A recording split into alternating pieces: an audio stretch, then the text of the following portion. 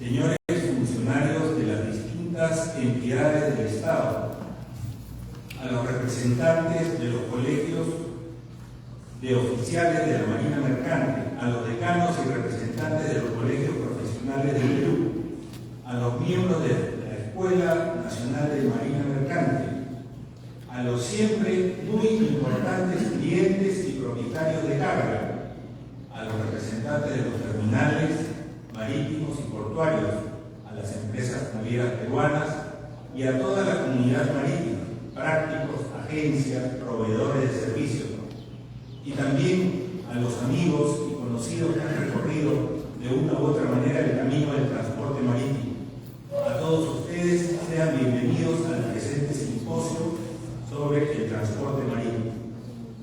El anterior seminario se llevó a cabo hace 5 años. Fue aquí, en el Centro Naval, en este mismo lugar. Es a esta institución a la que agradecemos su buena disposición e importante colaboración para llevar a cabo esta reunión. En dicho seminario concluimos que la Marina Mercante había crecido, pero también concluimos que existía una serie de limitaciones para el desarrollo del transporte marítimo, especialmente el transporte de cabotaje. Durante estos últimos años han surgido nuevas e importantes iniciativas de crecimiento. Eso lo vamos a ver a lo largo de esta reunión, pero también podremos notar que han existido retrocesos. Pareciera como si nosotros mismos nos hemos especializado en ponernos cabe para detener el crecimiento. Recordemos que los buques transportan el 85% de toda la carga en el mundo. Sin embargo, en el caso del cabotaje en el Perú no se cumple con este porcentaje. En muchos casos, el camión gana al buque. Eso también lo analizaremos. Tenemos que tratar de impulsar y desarrollar el transporte marítimo con normas y leyes claras que vayan en ese sentido.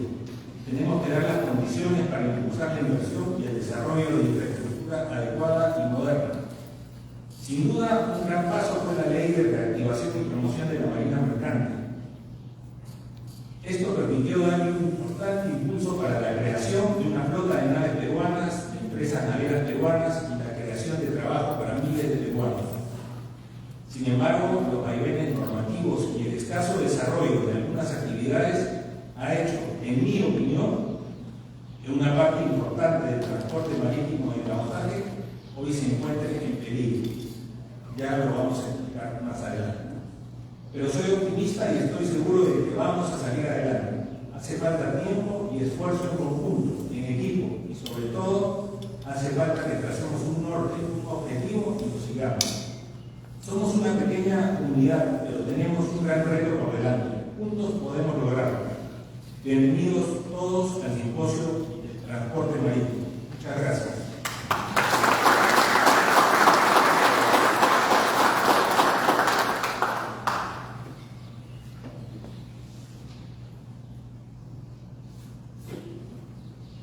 Palabras a cargo del señor contraalmirante Juan Carlos Llosa Pasos, director de Intereses Marítimos.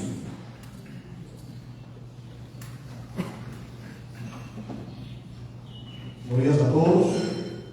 Quiero, en nombre de la Marina de Guerra del Perú, darles la bienvenida a este evento académico tan importante que venimos organizando con la Sociedad de Armadores desde hace meses atrás. Es la primera vez, realmente, si bien es cierto, la Dirección de Intereses Marítimos de la Marina de Guerra del Perú viene realizando estos eventos hace muchísimos años, décadas atrás. Es la primera vez que la Sociedad de Armadores, tenemos un vínculo bastante estrecho desde hace algunos años del servicio naviero, conversamos para hacer este evento en conjunto. Es decir, Estado y sociedad civil, un representante importante, muy importante de la comunidad marítima, en la cual todos los que estamos aquí presentes pertenecemos de una u otra manera. En nombre del Comandante General, Nación de Ofensivo, su saludo, y por cuestiones de la estructura que todos conocemos, no está presente. Posteriormente, en su representación, que dará el director general de Capitanía, señor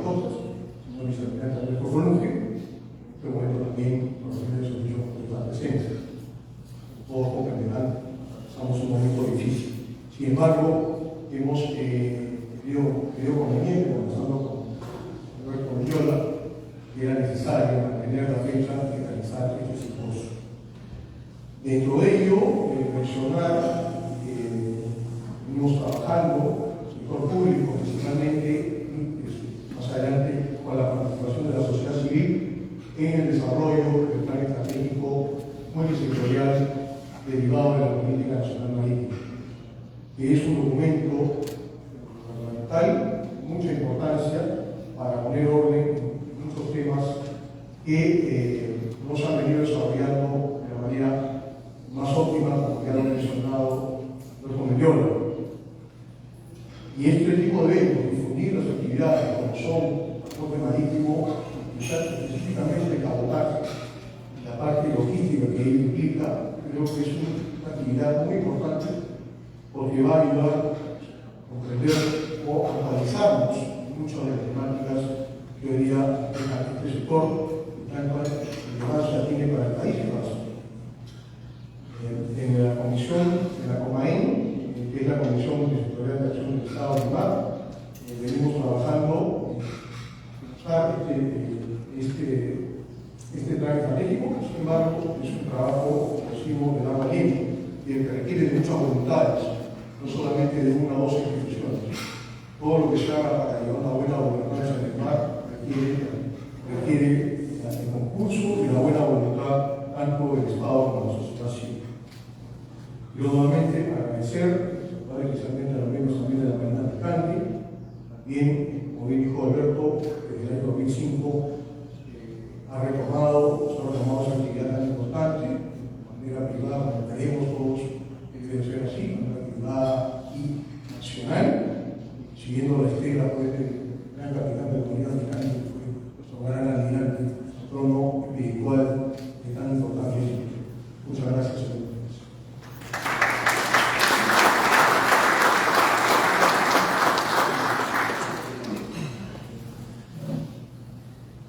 Muchísimas gracias.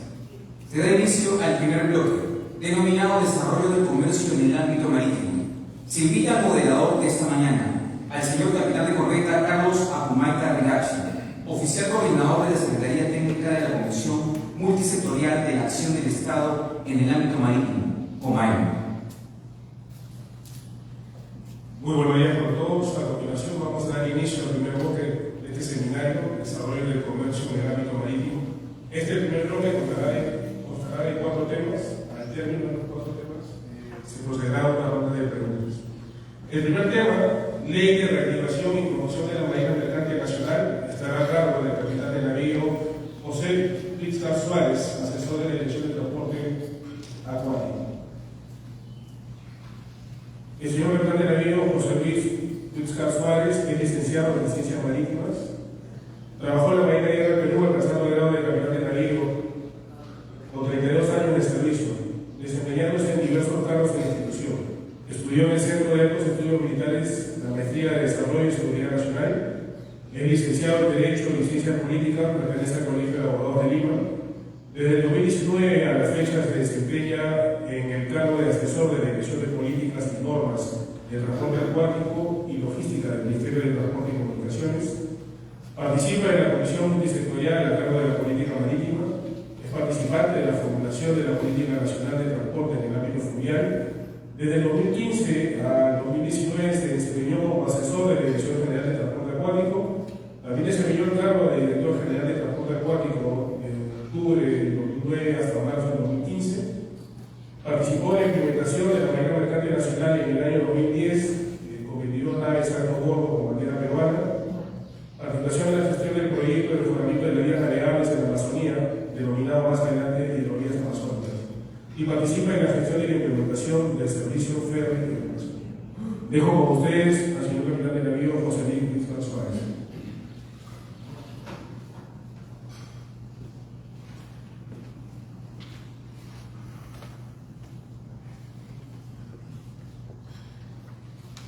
Muy buenos días a todos. Agradecer a la Sociedad de Acumuladores por la oportunidad que me brinda para presentar la situación de la Marina Mercante Nacional y su evolución en el tiempo. A mí me pidieron cómo enfocar las leyes de la Marina Mercante y sus objetivos y sus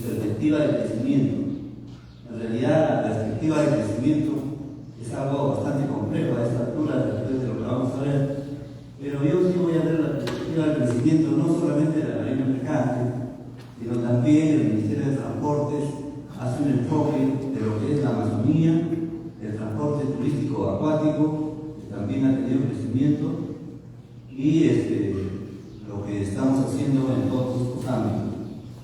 Hay mucho por hacer y le agradecería, por favor, si puede pasar a la primera. Más o menos vamos a ver en estas 6 partes cómo el Ministerio de Transportes está en el enfoque del desarrollo de servicios logísticos de transporte.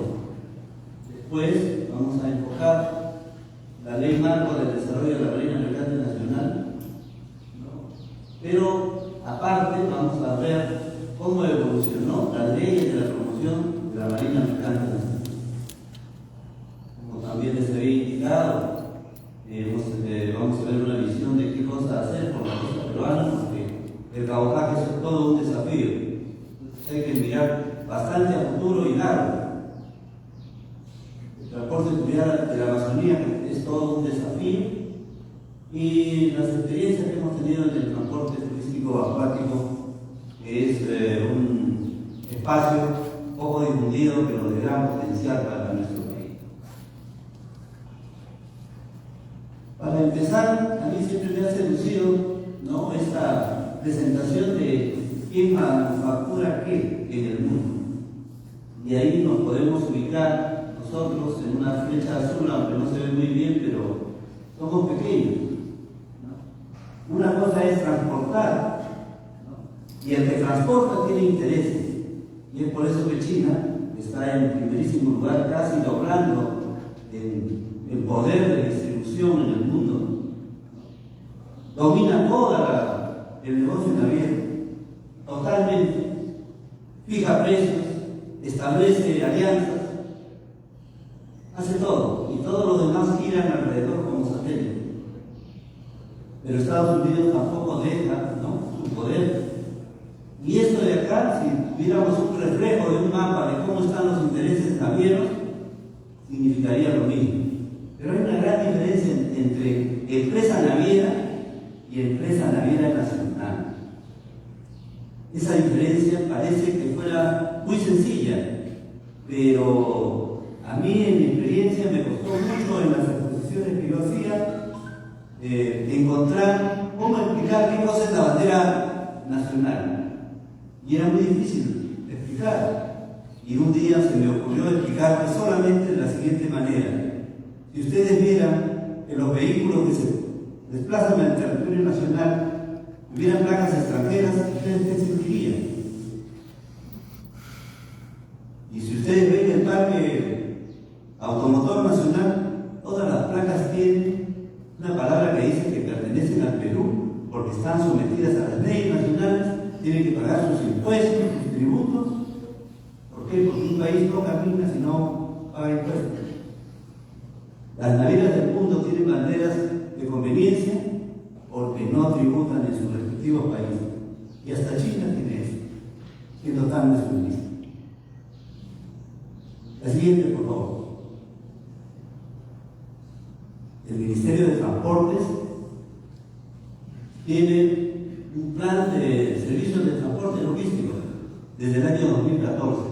Y este estudio determinó que hay que desarrollar infraestructura de servicios. Y eso es muy importante, porque nada se puede hacer si no hay esta infraestructura de base. Las infraestructuras de base sirven la parte portuaria, pero también zonas de desarrollo para consolidar carga, puertos secos, centros de carga aérea, las plataformas de transporte multimodal. Y hasta ahora es difícil entender, ¿no?, cómo debe haber un perfecto acoplamiento del transporte multimodal. Nosotros no tenemos ese espacio, no tenemos centros de transporte donde llegue una carga por camión, inmediatamente se cambie de modo a un modo marítimo. Y esa va a ser la que vamos a ver, que es la dificultad para desarrollar el cabotaje en un país que es eminentemente carretero. Evidentemente se está desarrollando políticas para un mejor desempeño logístico, porque nuestro reto como país es ser competitivo en el comercio internacional. Ese es el reto de nuestro país. ¿Cuánto exportamos? soportar. Habíamos visto en la página anterior, ¿no?, lo difícil que es posicionarse en el punto si uno no tiene una capacidad de competencia en el comercio interno. Siguiente. Acá yo trato de platicar que a pesar que el transporte por agua es más económico por kilo transportado, tonelada transportada, nosotros preferimos el transporte terrestre, que en el mundo el transporte terrestre por camión se llama autotransporte. Es como un taxi, es el más caro, pero es el que nosotros hacemos, es el que nosotros desarrollamos. Y qué difícil es explicar cómo podemos competir con un taxi que va por la carretera panamericana con altos costos y que siempre está mirando el límite, ¿no?, para poder competir con un transporte por la vía marítima que es más económico, que es más ecológico, que tiene todos los beneficios para ser de mayor competencia. Desde la antigüedad, todos los que se han dedicado al transporte marítimo tienen mayores réditos, mayores ganancias, mayores circunstancias que los favorecen. Pero nuestro país es eminentemente carretero. Y acá yo quiero fijar también a la audiencia algo que a lo largo del tiempo llama la atención. En los años 40, el Perú era eminentemente, ocupaba el territorio, toda la parte de la sierra, el 70% vivía en la sierra. En la costa no llegábamos al 30%, 25 o 20%. Hoy día en la costa vive casi el 70% de la población nacional. Siempre en la Amazonía nunca hemos superado el 12, 13%, casi se mantiene constante. Y eso tiene que ver con nuestra actividad continua. Nuestro país tiene en Lima el tercio de la población nacional. Recién vamos a tener en Arequipa la ciudad que está más arriba del 1.000.000 de personas. Y después en Piura, que también está postulando el 1.000.000. Todos los demás todavía no tienen limitados, pero vamos a seguir creciendo en la costa. Esa es la tendencia. Nuestro país va a ser eminentemente costero. Más aún con todas las tecnologías de desarrollo para desarrollar la agroindustria en todos los arenales. En realidad ahora la importancia de vender al mundo, ¿no?, todos los productos refrigerados. Así.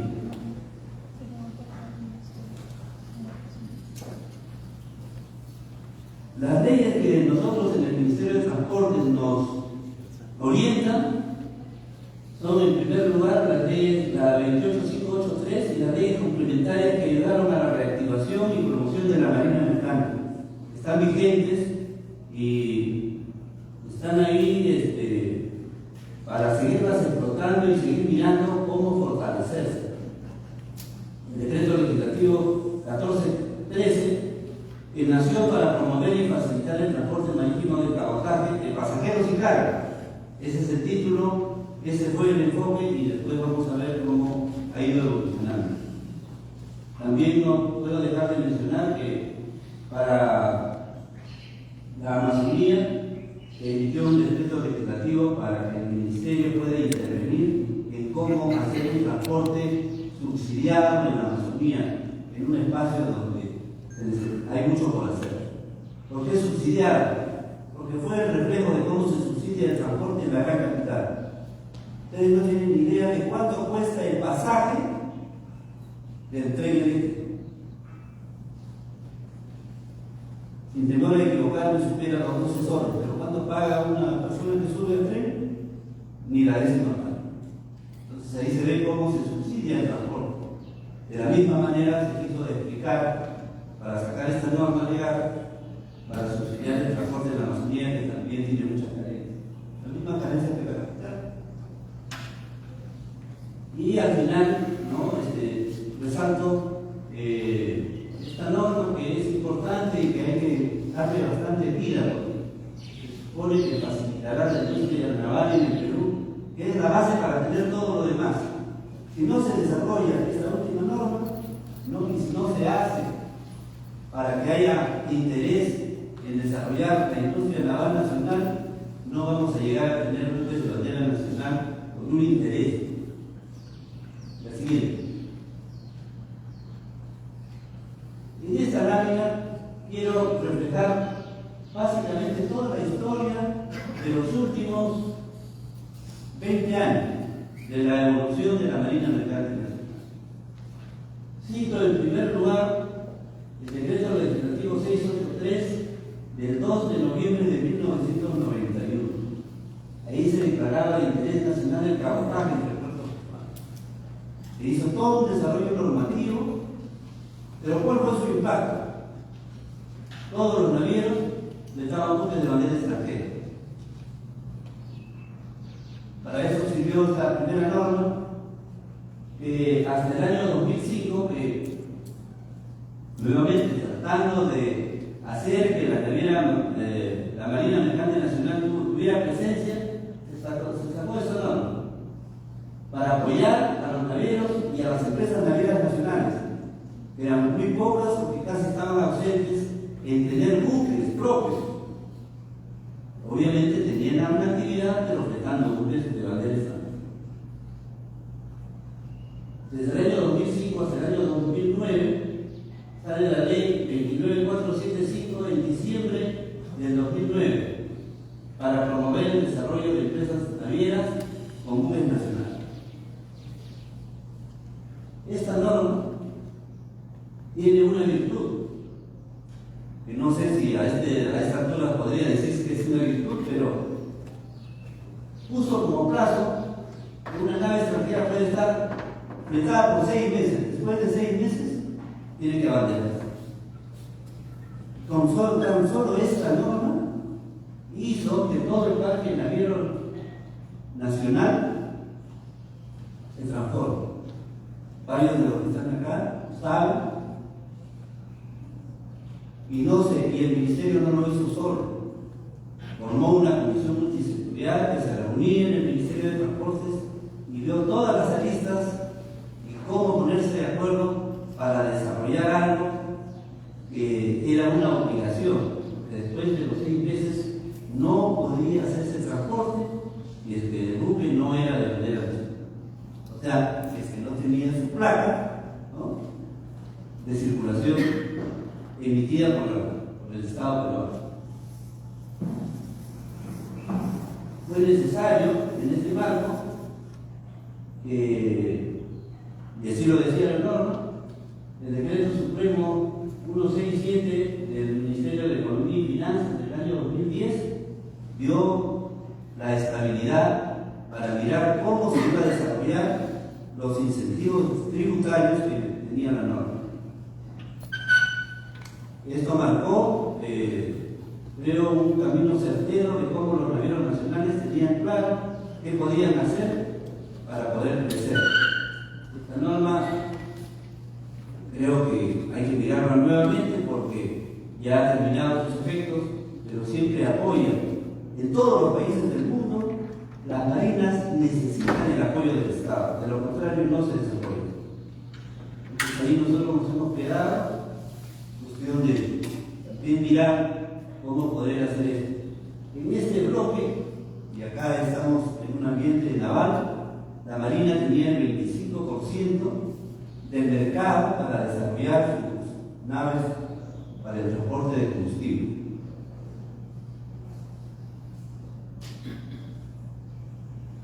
Esta norma tenía bastante presión para ser eliminada.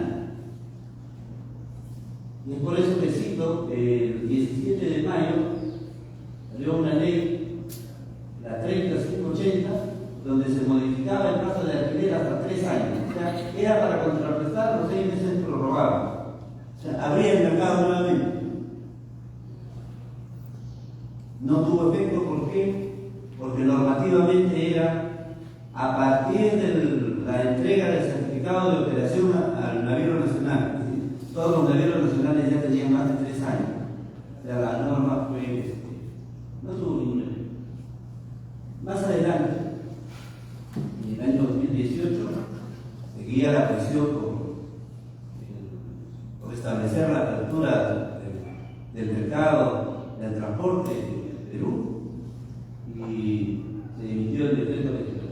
1413. El título dice: para facilitar el cabotaje de carga general y la carga de gas natural licuado, a fin de generar una alternativa competitiva de transporte de carga y pasajeros. ¿Cuál fue el enfoque? ¿Por qué se presentó esta norma? ¿Por qué el Ministerio dio este paso? Porque la presión que había era para apoyar al comercio exterior. Ese era el objetivo. Y se decía que el comercio exterior no podía desarrollarse si no había una forma de que las naves que estaban pasando por la costa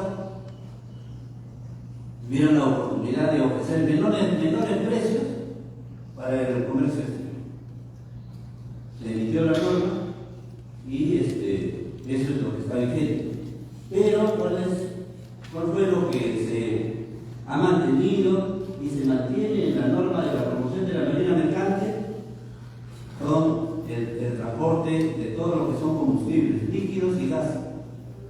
Esa norma se mantiene y hasta ahora es la que permite que los buques que hacen este transporte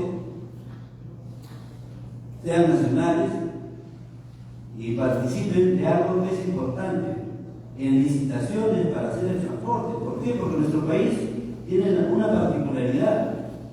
Toda la logística de transporte la maneja el Estado. El Estado distribuye de toda la costa y que va hasta la selva del transporte de combustible. ¿Quiénes participan de esa licitación para el transporte? Solamente las navieras nacionales. Este tema, con la formación de la refinería de Talara, ha tenido su efecto, pero vamos a ver más allá. Han disminuido la cantidad de buques de los armadores nacionales. ¿Por qué? Porque comenzó a traerse petróleo del extranjero. La siguiente, por favor. Quiero graficar acá el tema de que desde el 2011 al 2019, con las sociedades de armadores tratamos de cuantificar qué significó esta reactivación para el Estado, para poder dejar sentado como un hito qué significa que las naves que hacen transporte tributen en el Perú, que paguen renta nacional, que no sucede cuando las naves son de Venezuela. Y están. Yo creo que lo más importante es que es el empleo directo e indirecto de las personas que tienen beneficios sociales en el Perú, que no ocurre cuando trabajan para navieras que están referidas a otros espacios. La siguiente, por favor.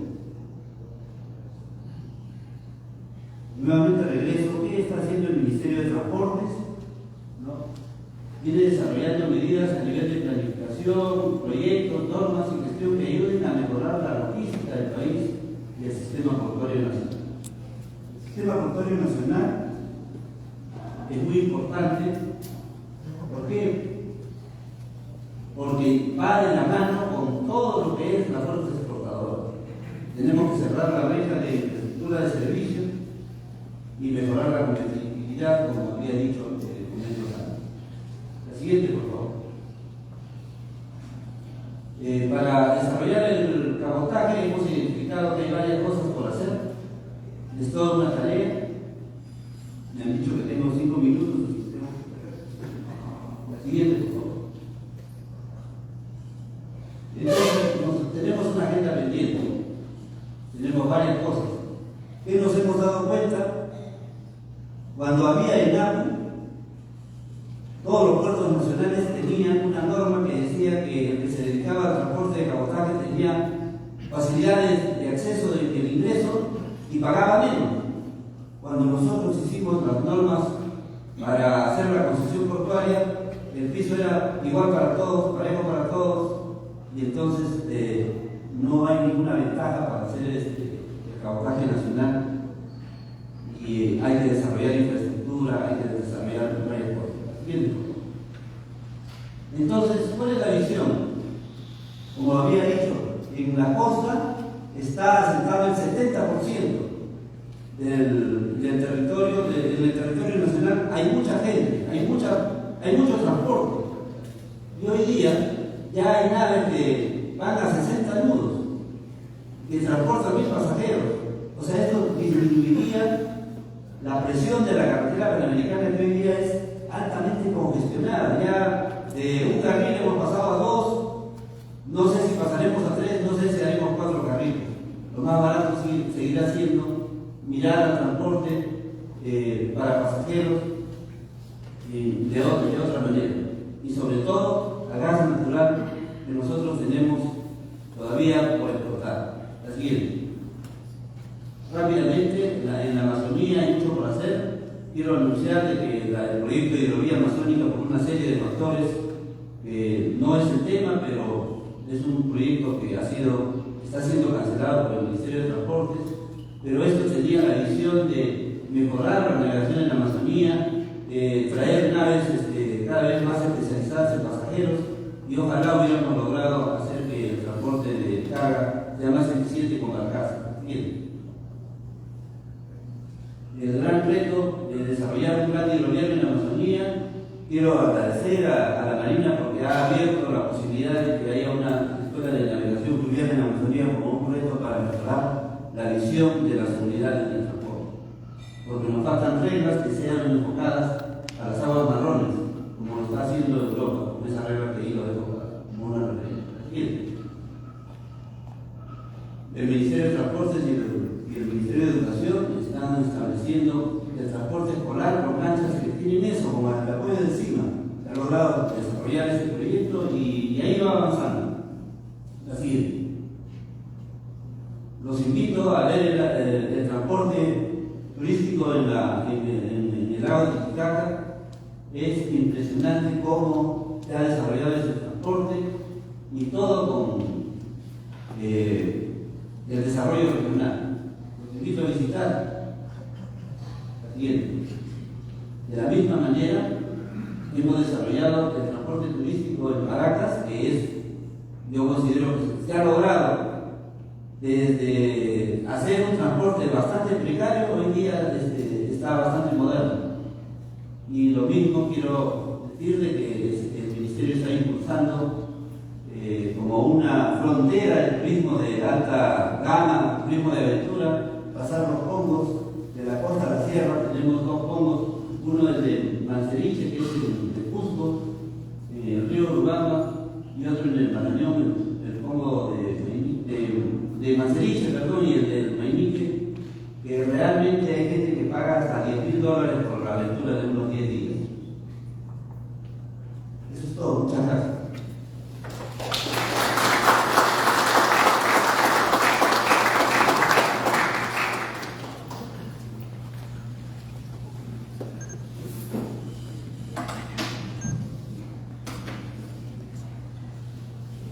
A continuación, el siguiente tema tratará el transporte marítimo de cabotaje a cargo del señor Alberto Mendiola Medina, presidente de la Asociación de Armadores del Perú. El señor Alberto Mendiola Medina estudió Economía en la Universidad de Lima, tiene más de 42 años de trabajo en diferentes áreas como la parte comercial, operaciones, en proyectos y desarrollo organizacional en empresas navieras peruanas. Actualmente se desempeña como presidente de la Asociación de Armadores del Perú. Dejo con ustedes al señor Alberto Mendiola Medina.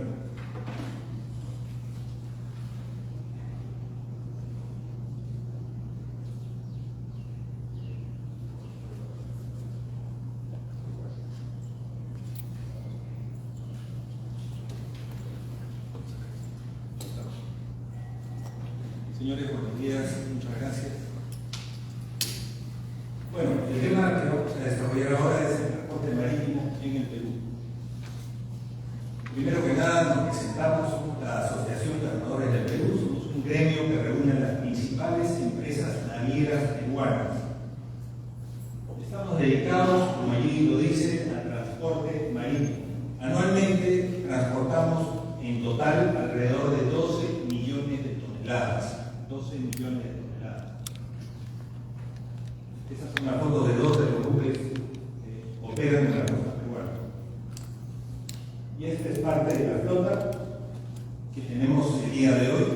en total van a ver ustedes que son buques gaseros, quimiqueros y también de transporte de petróleo y derivados.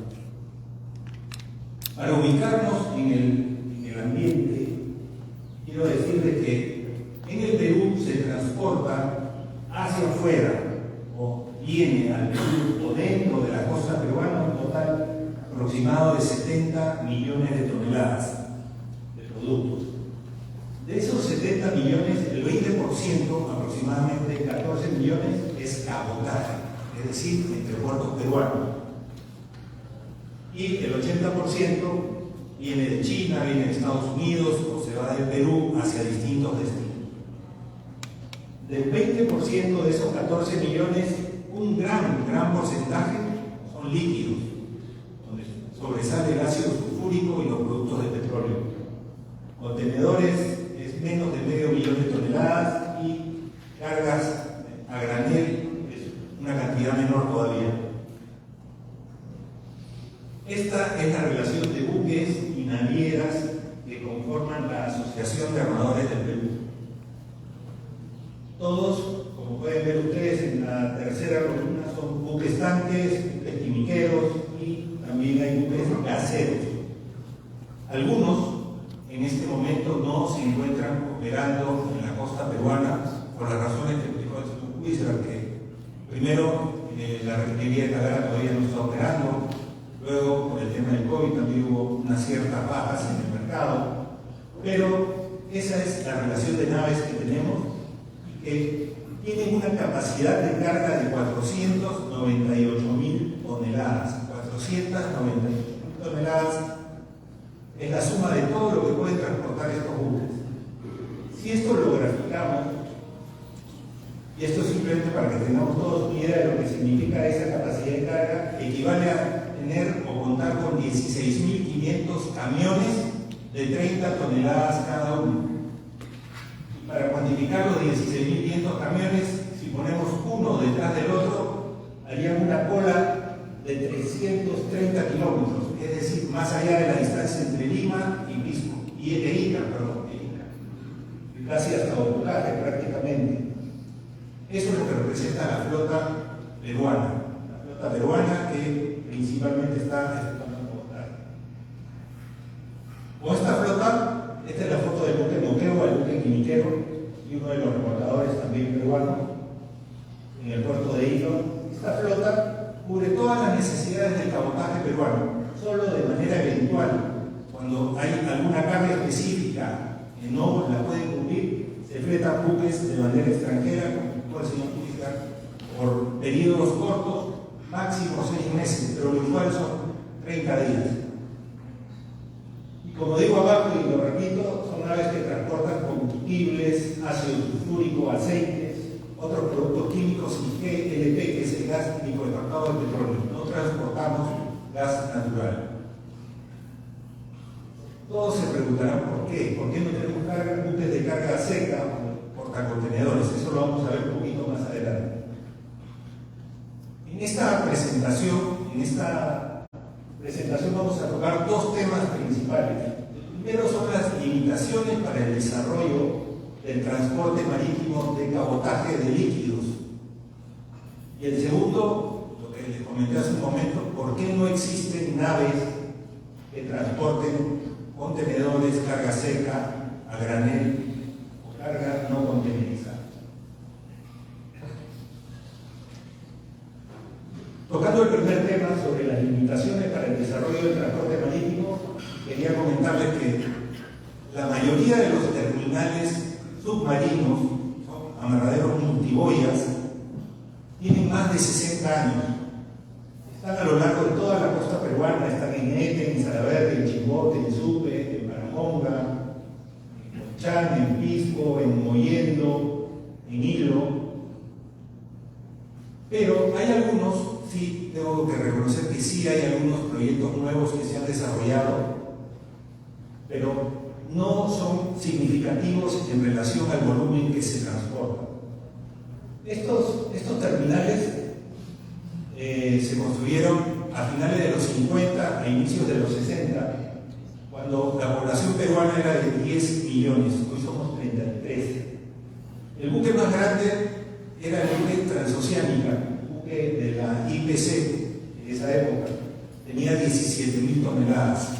Hoy día tenemos, por ejemplo, el Mancaro de 52.000, es decir, 3 veces la capacidad del buque Transoceánica. Es un buque de doble casco, con todas las facilidades y exigencias actuales. Los buques han crecido en tamaño, se han adecuado a las exigencias de la ONU, pero la infraestructura portuaria para el cabotaje no ha seguido el mismo camino. Acá les doy un dato interesante, seguramente muchos de ustedes lo saben. Entre 1976 y el 86, el CIMA, el Servicio Industrial de la Marina, construyó 5 buques tanqueros de 25.243 toneladas. Fue el Trompetero del 76, el Qatar del 77, el Tapaguari del 80, el Pabayacu del 85 y el Isabel Barreto del 86. Eran naves excelentes. Las conocí todas y operaban muy bien, sinceramente. Sin embargo, hoy en día ya estarían obsoletas porque eran de casco simple, eran buques de 25.000 toneladas y ya ese tamaño de buques ya no es rentable en el mercado internacional. Y por el tema del casco simple tampoco podrían operar aquí en el Perú. El CIMA hoy no cuenta con esa tecnología para poder construir naves de entre 40 y 50.000 toneladas.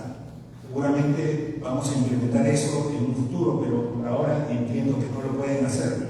Este mercado lo tiene principalmente, lo tienen astilleros de China, de Corea, de Japón y de algunos otros países. Turquía también está construyendo algunos buques.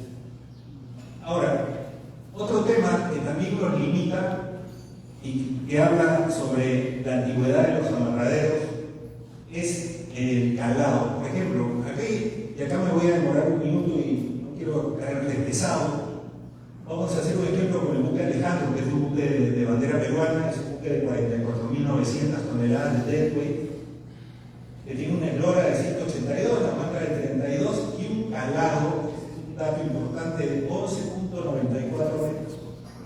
Y tiene un TPC de 51.9. ¿Qué es el TPC? Son las toneladas que se necesitan para que el buque se hunda o tenga 1 centímetro de inmersión.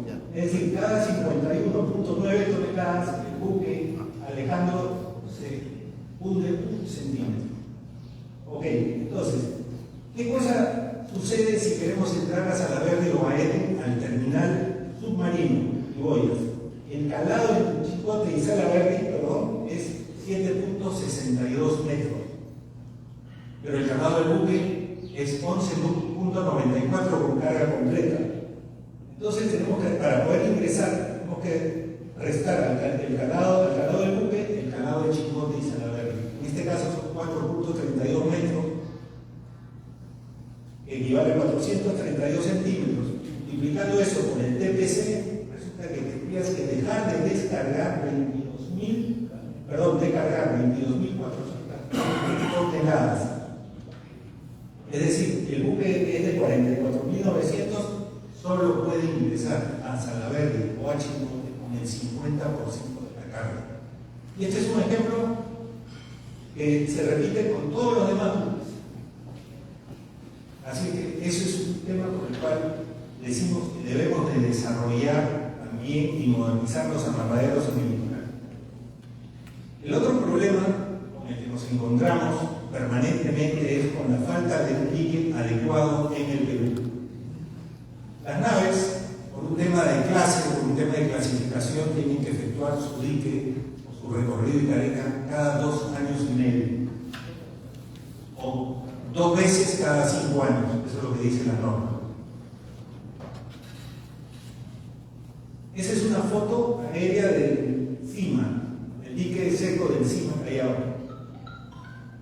El problema del CIMA es que tiene una manga, es decir, el ancho del buque, la manga, de 25 metros. Y si vemos la relación de todos los buques de alto bordo de bandera peruana, la manga usual es de 29, 32, 27, 27, 27. Solo el Moquegua tiene 20.52 y el Adrián tiene 22.52 metros de caño.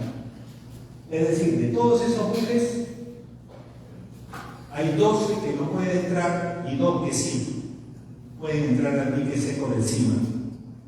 Esto que, pero es una obligación entrar a dique, como cuando ustedes tienen su auto, tienen que ir a hacerle el mantenimiento cada cierto tiempo. Es como que ustedes tienen un auto y no puede hacerse el mantenimiento en el país, tienen que hacerlo en otro lado. Parece que no tuviera mucho sentido.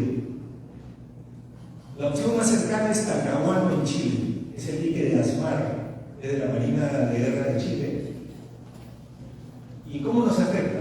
El costo de posicionar una nave ida y vuelta aproximadamente son $600.000 en combustible y en el costo del buque. El trabajo de dique puede llegar a costar $2 millones, 2 millones, quizá más, quizá menos, dependiendo de los trabajos que haya que hacer. Pero es un trabajo que no se va a facturar en el Perú, por lo tanto no va a pagar impuestos en el Perú, no mueve nuestra economía y por supuesto hay menos trabajo para la mano de obra peruana. Es importante que contemos con un dique apropiado para estas naves y no solamente estas, sino para todas las naves comerciales que vienen al Perú y podamos ofrecer esto como parte de los paquetes y no solamente vengan y se lleven la carga o traigan carga, sino también puedan hacer algunas reparaciones y mantenimientos aquí en el Perú. Otro tema es el desabastecimiento que se produce cuando hay un oleaje anómalo. Casi todos deben haber visto esto en el periódico, lo deben haber visto en las noticias y algunos probablemente lo han sentido cuando han ido a la estación de servicio, al grifo y no había combustible o de repente hasta se ha quedado sin TNT en la cocina.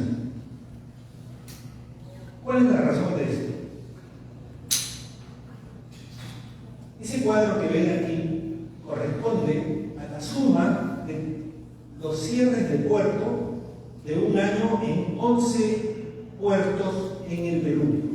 Y digo 11, son más, pero digo 11 porque son los principales puertos petroleros. Tengo esta información. Les pido disculpas porque es hasta el 2015 la información que tengo, pero vamos a considerar que se ha mantenido en esa cantidad, aunque personalmente creo que se ha incrementado, pero vamos a considerar que, por ejemplo, en el año 2015 habla de más de 500 días, 518 días de puerto cerrado, en la suma de los 11. Si eso se divide, tendríamos que por año, cada puerto está cerrado un promedio de 47 días. Claro, uno dice, sí, pues, travesa, acto de Dios, mal tiempo, la corriente, el viento, pero bueno, ya estamos en el siglo XXI, ya podemos de alguna manera mejorar un poco esto. ¿Qué debemos hacer? Debemos mejorar las defensas, reforzar los amarraderos. En el caso de Salaberry y Chimbote, deberíamos de alejar el amarradero más allá del punto donde está actualmente, alejarlo más mar afuera para que tenga aguas más profundas y el buque pueda amarrar, mejores boyas, etc. Tenemos que ampliar los tanques de almacenamiento en tierra, son muy limitados. Entonces a veces entra un buque por 15.000 barriles, 30.000 barriles y tiene 200.000 barriles a bordo. ¿Por qué no puede descargar más? Porque no hay más capacidad en tierra. De esta manera ingresarían menos veces al puerto. Y la otra, simplemente es una idea, es evaluar la posibilidad de una monoboya. Hoy en el Perú solo hay una, lo tiene la refinería de La Pampilla. ¿Por qué digo monoboya? Porque imagínense, ese es un dibujo de un buque que está amarrado en un terminal multiboyas, arriba está proa, todos lo saben, por supuesto, y ahí está amarrado y tiene 3 boyas en popa. Si hubiera un viento fuerte y una corriente fuerte, lo primero que se va a romper son los cabos de proa y el de popa a babor. Y entonces, para evitar esto, el capitán de puerto y las autoridades cierran el puerto. En el caso que en lugar de un terminal multiboyas hubiera una monoboya, Si el buque amarra a la monoboya y viene un viento fuerte o una corriente fuerte o ambos, el buque simplemente gira alrededor de la monoboya y continúa con la descarga. Esto podría ayudar bastante, aliviaría mucho. Y la monoboya, esta información, les soy sincero, la he sacado de Google, no sé si debe ser correcta, pero sería bueno de todas maneras ver algún estudio más profundo. Pero sí podríamos ver de manera natural la monoboya puede soportar olas y vientos más grandes o más potentes, más fuertes. La maniobra de amarre siempre es, en teoría, más fácil en la monoboya, pero simplemente llegas, amarras y ya está.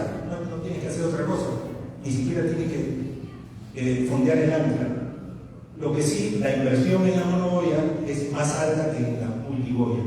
Pero pongámonos a pensar, ya no voy a retroceder, pero pongámonos a pensar cuánto se pierde la sociedad por una falta de combustibles, por una falta de productos en general. Supongamos que no son combustibles, son o gas, supongamos que puede ser graneles, pueden ser otras cosas, pero yo creo que vale la pena por lo menos invertir un poco en infraestructura portuaria.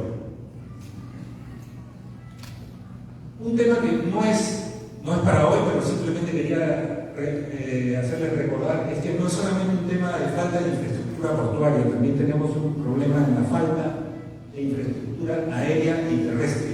Recordemos simplemente lo que ocurrió hace un mes aproximadamente en el aeropuerto Jorge Chávez. Esto hizo que Pisco colapsara con 16 naves. Nunca en la vida había tenido tantas naves Pisco y no se le pudo dar servicio. Y el único aeropuerto del Perú estuvo parado, bueno, el único aeropuerto internacional con las dimensiones que tiene el Jorge Chávez, estuvo parado más de 24 horas. Santiago tiene hoy 2 pistas. Más de 5 años atrás ya inauguró la segunda. Buenos Aires tiene 3, Nueva York, no nos vamos a comparar con Nueva York, pero tiene 9 pistas comerciales, no militares, en los 3 aeropuertos de Nueva York. Nosotros, más de 10 millones de personas en Lima y 33 en el Perú, una sola pista. Sabemos que se está haciendo la otra, pero esta pista debería haber estado lista hace varios años.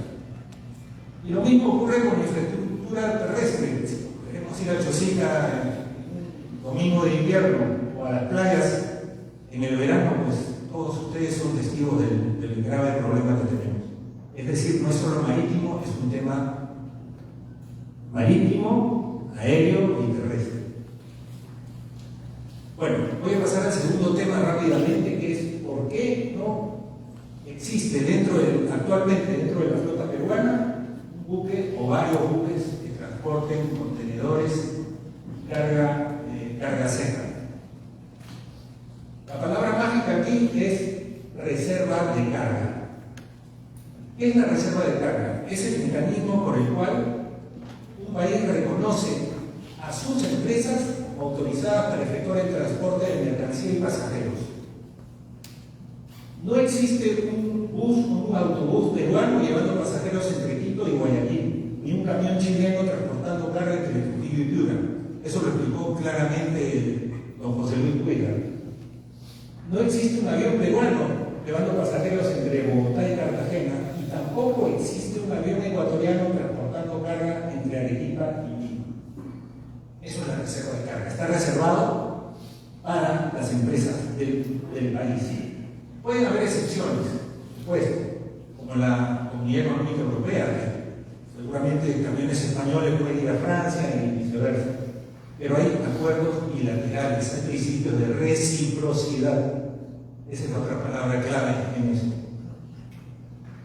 Pero ahora vamos a ver, porque les he dado un ejemplo de bus, otro de avión, y en el caso de los buques, no existe un buque peruano que pueda efectuar cabotaje en Chile, en Ecuador, en Colombia, en Estados Unidos y en Brasil. Pero, y quiero que me entiendan bien, sí existen buques chilenos, ecuatorianos, colombianos, norteamericanos, brasileños, etcétera, que pueden efectuar el cabotaje dentro de la costa peruana. El doctor Cuellar hace un momento habló sobre el decreto legislativo Legislativo 1413 del 2018.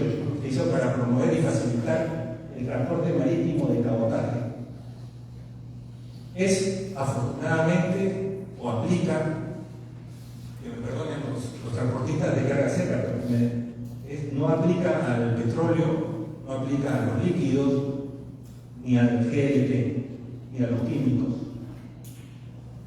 Pero sí, esta es una razón por la cual, o la razón principal por la cual no hay buques de bandera peruana que hagan este tipo de transporte.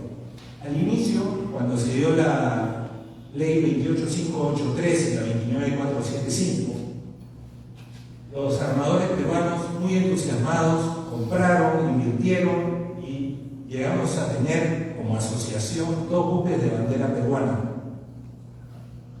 Uno se destinó al sur, el otro al norte. Lamentablemente el CNP Paita, que era el que iba hacia el norte, no tenía carga, no encontró carga, hizo varios viajes y al final los dueños, los propietarios, lo enviaron hacia otro lado. Se quedó el CNP Hilo, que trabajó durante varios años transportando toda la carga del sur. Se complementaba algo de Chile, algo de Ecuador, pero ahí estaba. Sin embargo, cuando sale este decreto legislativo 1413 y empezaron a ingresar naves de otros armadores de otros países, sin que nosotros pudiéramos hacer lo mismo, por supuesto, en otros países, finalmente el CNP Hilo se fue. ¿Y cuáles son los resultados de esta ley o de este decreto legislativo 1413? ¿Qué se ha obtenido? No se ha incrementado la carga de cabotaje, no se han mejorado los fletes.